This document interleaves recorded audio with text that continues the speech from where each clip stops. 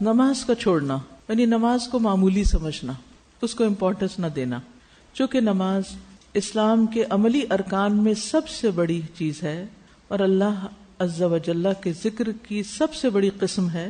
شیطان جو ہے وہ بندوں کو نماز سے روکنے میں سب سے زیادہ کوشش کرتا ہے، کیونکہ یہ ارکان اسلام میں سے جو عملی ارکان ہیں ان میں سے سب سے بڑا رکن ہے، اور ذکر کی جتنی بھی قسمیں ہیں ان میں سے سب سے بڑی قسم ہے یہ، یعنی نماز جو ہے وَلَذِكْرُ اللَّهِ اکبر، اللہ کے ذکر کی سب سے بڑی نوع ہے۔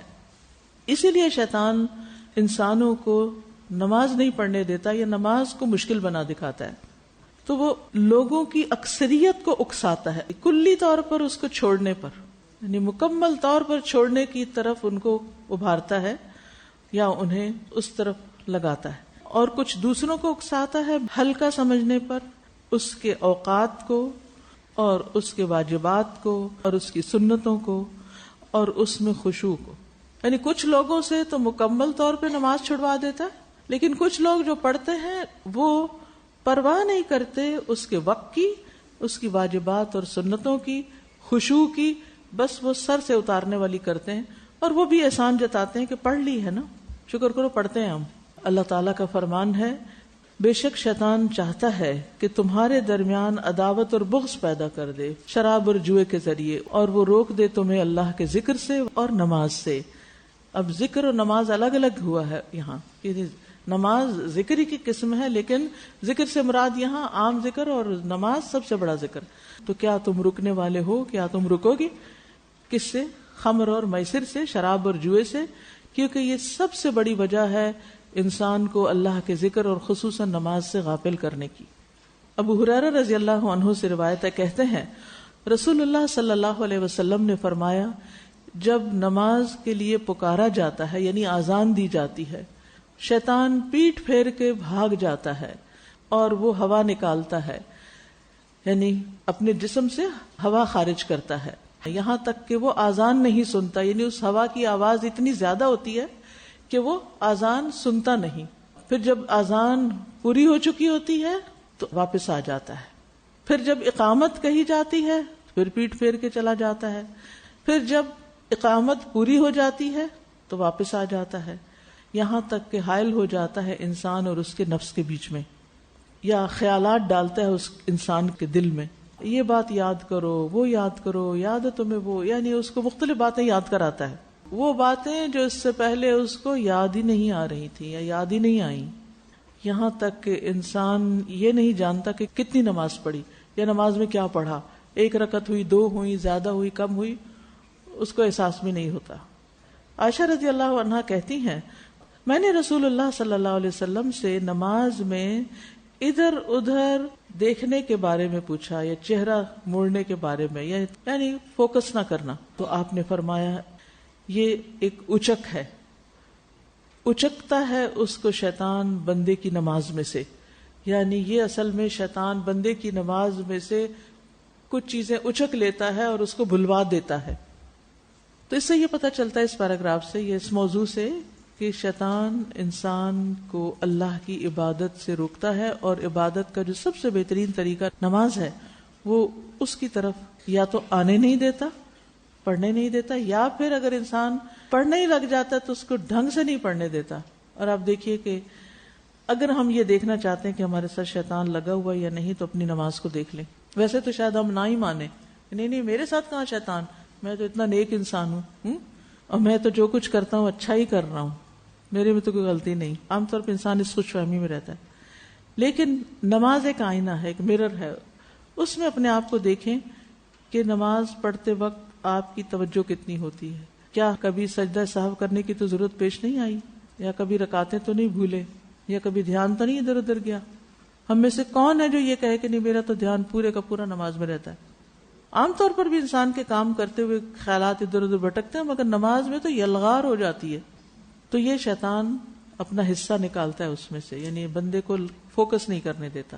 پھر آپ دیکھیے کہ جو ہی نماز شروع ہوتی ہے نا، اس وقت سے وہ اپنا کام شروع کر دیتا ہے۔ سب سے پہلے تو اگر با جماعت نماز ہے تو صف صحیح نہیں کرنے دیتا۔ کسی مسجد میں چلے جائیں، خواتین کی جماعت کو دیکھیں، کہیں دنیا کے مشرق مغرب میں کہیں بھی چلے جائیں، صف سیدھی نہیں کریں گی. نبی صلی اللہ علیہ وسلم نے فرمایا تم لوگ خوب صفوں میں مل کر کھڑے ہو، برابر کھڑے ہو. ایک صف دوسری صف سے نزدیک رکھو، یعنی ایک صف یہاں تو ایک وہ پیچھے کھڑی کر لی. اور گردنوں کو بھی ایک دوسرے کے برابر رکھو، یعنی یہ نہیں کہ کوئی آگے اور کوئی پیچھے. اس ذات کی قسم جس کے ہاتھ میں میری جان ہے، میں شیطان کو دیکھتا ہوں وہ صفوں کے بیچ سے گھس آتا ہے، گویا کہ وہ بکری کا بچہ ہے، یعنی وہ بیچ میں گھومتا پھرتا ہے اور اپنا کام کر رہا ہوتا ہے. پھر اسی طرح نمازی کے آگے سے گزرنا.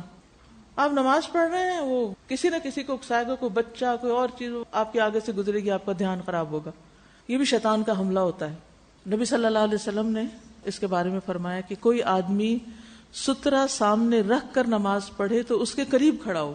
سترہ کیا ہوتا ہے؟ سجدے کی جگہ سے ذرا آگے کوئی چیز کھڑی کر لینا، کوئی لکڑی، کوئی کرسی، کوئی بھی چیز. یہ نہیں کہ لکیر کھینچ لے، نہیں، لکیر سترہ نہیں ہوتی. بعض لوگ دھاگا رکھ لیتے، دھاگا بھی نہیں ہوتا. بعض لوگ چھوٹی سی مٹی کا ٹکڑا رکھ لے، وہ بھی سترہ نہیں ہوتا. اس کو باقاعدہ یعنی 1 فٹ 1.5 فٹ اونچا ہونا چاہیے. وہ جو پالان ہوتا ہے نا، اس کی لکڑی کے برابر اس کو قرار دیا گیا.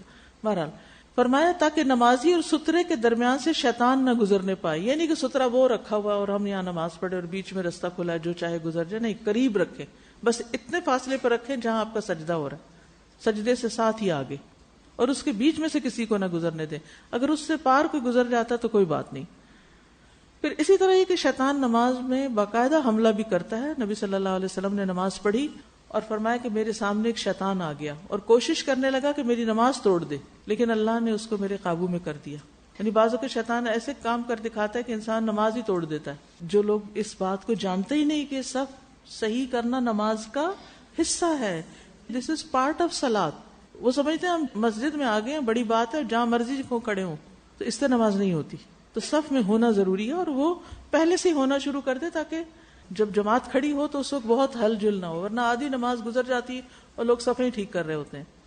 تو اس وقت یہ ہوتا ہے کہ اس وقت بھی شیطان جو ہے وہ بعض اوقات لوگ نماز میں اگر کسی کا ہاتھ تھوڑا سا ادھر کرے وہ ہاتھ جھٹک دیتا ہے، یعنی شدید غصہ کرتے ہیں، تو وہ غصہ شیطان ہی کی طرف سے ہوتا ہے. وہ نہیں چاہتا کہ ہماری نماز جو ہے وہ درست ہو.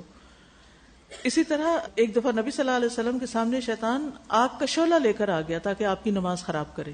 تو آپ نے کہا میرا جی چاہ کے میں اس کو پکڑ لوں، اگر میں پکڑ لیتا تو وہ اپنے آپ کو چھڑا نہ سکتا، یہاں تک کہ اسے مسجد کے ستون کے ساتھ باندھا جاتا اور مدینہ کے بچے اس کو دیکھتے.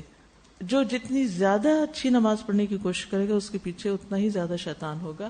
اب نبی صلی اللہ علیہ وسلم کے سامنے آگ کا شعلہ لے آیا، کیونکہ جب انسان آگ کو دیکھتا ہے تو ایک دم وہ پیچھے ہٹے گا یا نماز توڑ دے گا یا کچھ.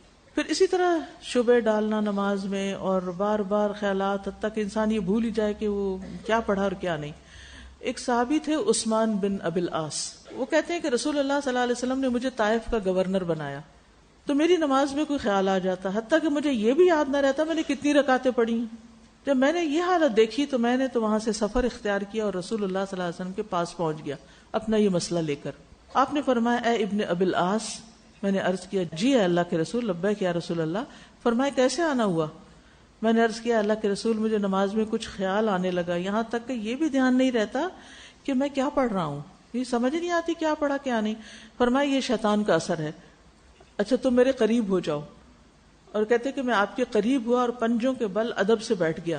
آپ نے میرے سینے پہ ہاتھ مارا اور میرے منہ پہ تھتکارا، یعنی سے چھو چھو کیا، اور فرمایا اے اللہ کے دشمن نکل جا. 3 دفعہ فرمایا اے اللہ کے دشمن نکل جا. 3 بار ایسا کیا. پھر فرمایا جاؤ اپنے فرائض انجام دو. عثمان کہتے ہیں قسم ہے اس کے بعد شیطان نے مجھے وسوسہ تک نہیں ڈالا، یعنی پھر میں ٹھیک ہو گیا. تو خوش قسمت لوگ تھے کہ اللہ کے رسول موجود تھے. لیکن آپ دیکھیے اس ایک مسئلے کے لیے وہ طائف سے مدینہ جاتے ہیں سفر کر کے کہ میری نماز ٹھیک ہو سکے.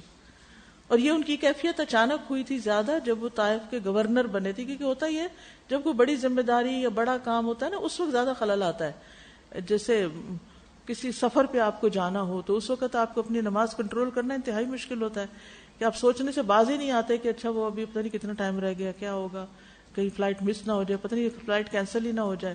اس قسم کی پریشانیاں دل میں ڈالتا رہتا ہے. حالانکہ ہونا جو ہونا ہے آپ کی نماز تو ڈھنگ کی ہو، تو یہ مشکلات ہوتی ہیں. تو انہیں یہ پریشانی ہوئی. اس مسئلے کے حل کے لیے اتنا سفر کر کے نبی صلی اللہ علیہ وسلم کے پاس گئے اور اللہ نے آپ کا مسئلہ حل کر دیا. پھر اسی طرح استحاضہ کا خون جو ہوتا ہے ایک تو پیریڈز کا خون ہوتا ہے اور ایک استحاضہ کا خون ہوتا ہے جو پیریڈز کے دنوں کے علاوہ سپاٹنگ ہوتی ہے. اس کے بارے میں بھی حدیث میں آتا ہے کہ یہ شیطان کی طرف سے، شیطان کا کچوکا ہوتا ہے تاکہ انسان کی نماز میں خلل رہے، کیونکہ پاکیزگی کا احساس نہیں ہوتا. لیکن یاد رکھیے اس میں نماز پڑھی جا سکتی ہے اور ہر نماز سے پہلے وضو کرنا ہوتا ہے، کیونکہ یہ بیسیکلی یعنی سورس ڈفرنٹ ہے اس بلڈ کا، پیسج تو ایک ہی ہے لیکن سورس ڈفرنٹ. تو یہ یاد رکھیے کہ شیطان نمازوں کو خراب کرے گا، یا نماز چھڑوا دے گا، یا نماز میں سستی کروائے گا. اگر آپ کو بہت وسوسے آ رہے ہیں نا نماز میں، تو ہمارے لیے کیا حکم ہے؟ یعنی حضرت عثمان بن ابی العاص کو تو نبی صلی اللہ علیہ وسلم نے سینے پہ ہاتھ مار کے ان کو شیطان کو نکال دیا تھا. ہمیں یہ کرنا چاہیے کہ نماز روک کے اعوذ باللہ پڑھ کے تو دل کے اوپر یا لیفٹ سائڈ پہ یہاں 3 دفعہ خود ہی تھتکار دے، تو اس سے بھی وسوسوں کا علاج ہوگا.